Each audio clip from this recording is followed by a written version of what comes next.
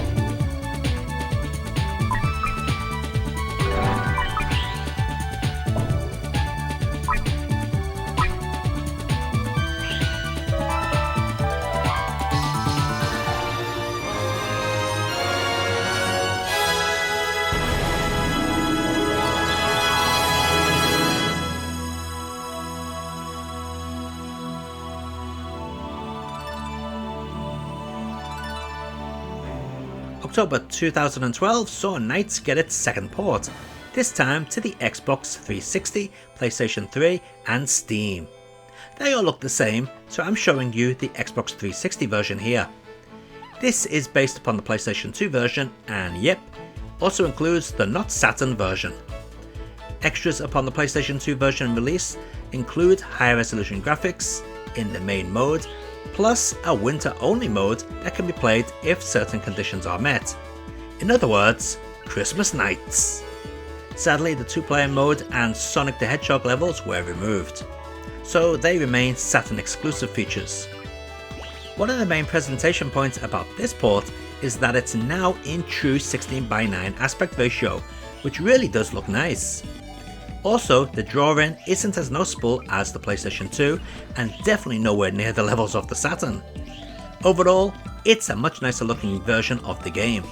And best of all, it plays really well even on the Series S and X. In fact, this footage was recorded via the Series X.